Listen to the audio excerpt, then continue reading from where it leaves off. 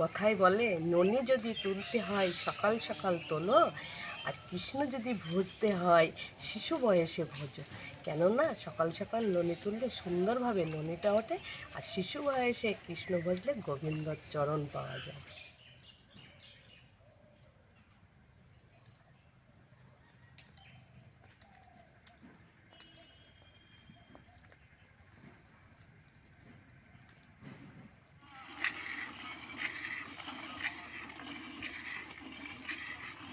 নমস্কার বন্ধুরা, সবিতা কিচেনে সকল বন্ধুদের স্বাগত জানাই।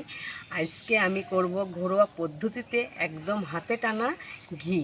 আর যে ঘিটা আমি তৈরি করব সেটা কিন্তু আমাদের নিজেদের গরুর দুধ ঘি করব। আর ঘরোয়া নিজেদের গরুর দুধের কিন্তু আলাদা একটা স্বর উঠবে, এর কিন্তু আলাদা স্বাদ, গন্ধ সব কিছু আলাদা।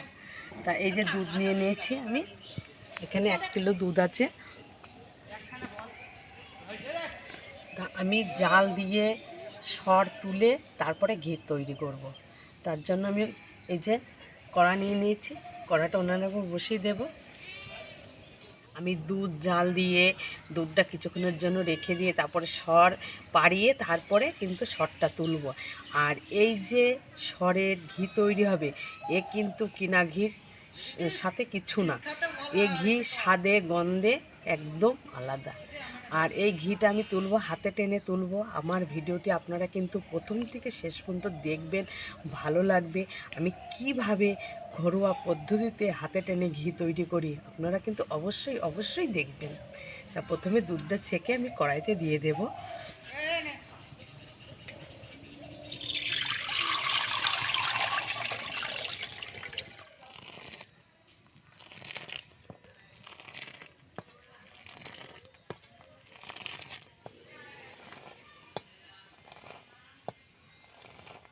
আমরা এই যে সরটা তুলে ঘিটা তৈরি করব, আমরা কিন্তু দুধটা জাল দিয়ে তবেই আকার উপরে দুধটা অনেকক্ষণ বসে রাখবো। 2 থেকে 3 ঘন্টা বসে রাখতে হবে, না হলে সর ঠিকঠাকভাবে পড়বে না।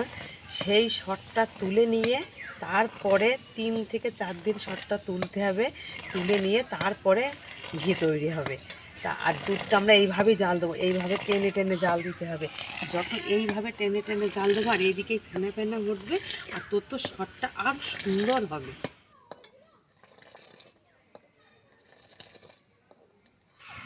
আমি এই যে সুন্দর করে দুধটা জাল দিলাম, আর এই রকম করেই আমি 4 থেকে 5 দিন একইভাবে আমি দুধটা জাল দিয়ে সর তুলব। তা আজকে আমার জাল দেওয়া হয়ে গেছে, এখন 2 থেকে 3 ঘন্টা এই উনানের উপরে বসানো থাকবে। তারপর আমি সন্ধ্যাবেলা আমি সরটাকে তুলে নেব।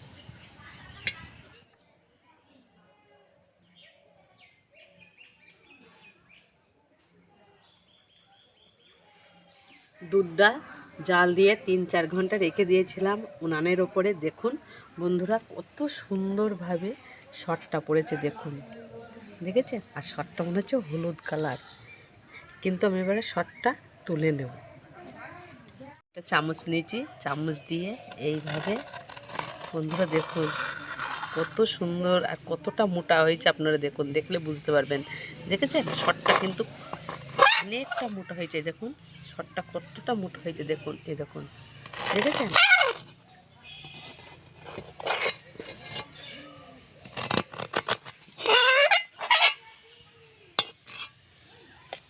এই দেখেন কতটা সর হয়েছে, একদিনে কতটা সর হয়েছে আপনারা দেখুন। আমি এইভাবে একই রকম করে দুধ জাল দিয়ে সর বসিয়ে এইভাবে সর তুলব 4 থেকে 5 দিন।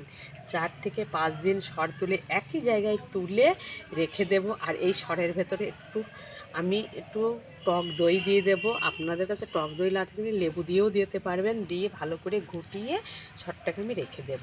আর 4-5 দিন একই রকম করে সর তুলে আপনাদের সম্মুখে ফিরে আসছি আমি 4 থেকে 5 দিন পর। 5 দিন পর ফিরে এলাম সকাল সকাল। এই যে সর তুলে নিয়ে 5 দিনে আমার এইটুকুনি সর হয়েছে। যেটা থালা নিয়েছি, কান্দা উঁচু থালা লাগবে, থালাটা নিয়েছি। এই থালাটার ভেতরে আমি এই সরটা ঢেলে দেব।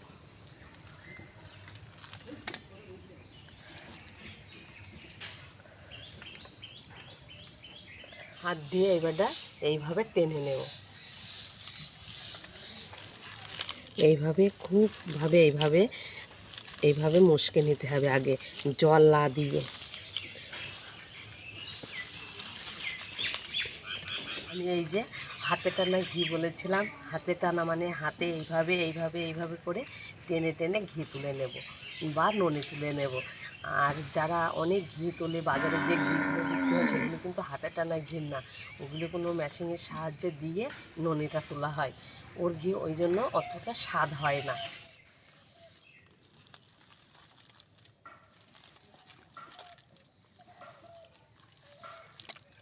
কথায় বলে, ননি যদি তুলতে হয় সকাল সকাল তোলো, আর কৃষ্ণ যদি ভজতে হয় শিশু বয়সে ভোজো।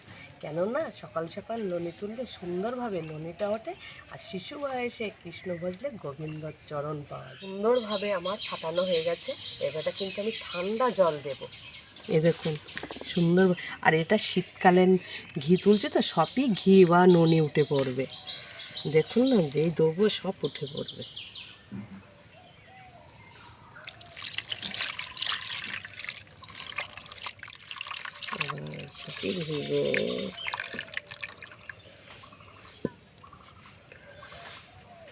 এইভাবে জল দিয়ে ঘিটা টেনে তুলে নেব। এই দেখুন সব ভেসে গেছে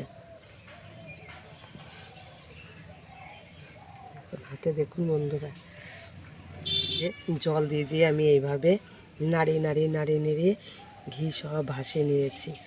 আর হাতে লেগে গেছে বন্ধুরা, ওটা এই হাত দিয়ে এইভাবে তুলে নেব ছেঁকে। আপন ইচ্ছায় উঠে পড়বে। এই দেখো, এইটাই হলো ননি আর এইটাই হলো ঘি বন্ধুরা। যে জলটা আমি দিয়েছিলাম সরের ভেতরে টেনে, এটা কিন্তু এখন ঘোল। এই ঘোলটা কিন্তু খেতে খুব ভালো। শীতকালে একটু ঠান্ডা তো, কিন্তু গরমকালে লবণ দিয়ে এই ঘোলটা খেতে কিন্তু দারুণ লাগে। শীতকাল তাই কি, তাও কিন্তু আমরা ঘোলটা ফেলবো না, ঘোলের কিন্তু আলাদা স্বাদ। আর এই দেখুন এইভাবে আমি তুলে নেব। এইভাবে দেবো। আপনারা কিন্তু এই যে সর রেখে ঘি তোলাটা, কিন্তু এই ঘিটা যখন যেদিন তুলবেন সেদিন কিন্তু সকাল সকাল তুলবেন, ঝলমলো যেন রোদ বেড়ে যায় না কখনোই, তাহলে কিন্তু এই ননিটা এইভাবে ভালোভাবে উঠবে না।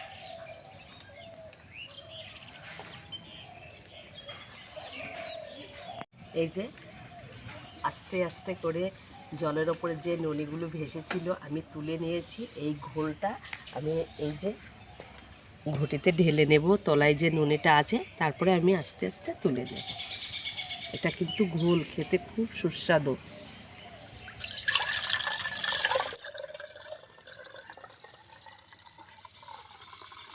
উনুনটা ধরে দিয়েছি, কড়াটা গরম হয়ে গেছে, কড়াতে দিয়ে দেবো ননিগুলো।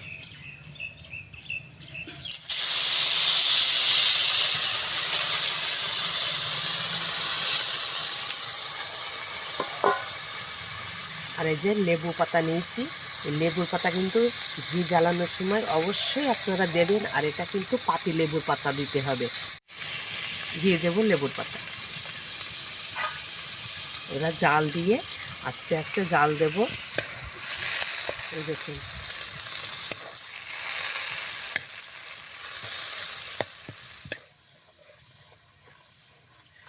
এই দেখুন বন্ধুরা, ঘি কিন্তু হয়ে গেছে। এখন ঘিটা কিন্তু কাঁচা,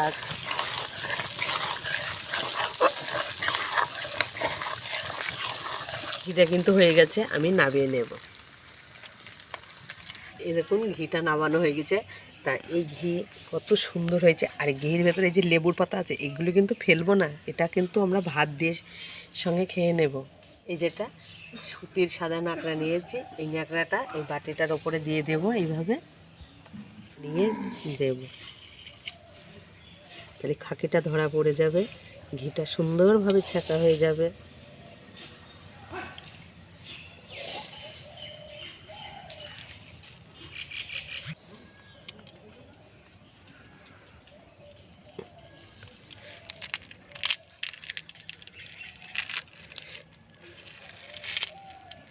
বন্ধুরা অরিজিনাল পিওর ঘি কত সুন্দর লাগছে, আর কত সুন্দর, আর এখানে যে সেন্টটা সেটা তো অনুভব করছি, সেটা তো আপনারা তো করতে পারছেন না।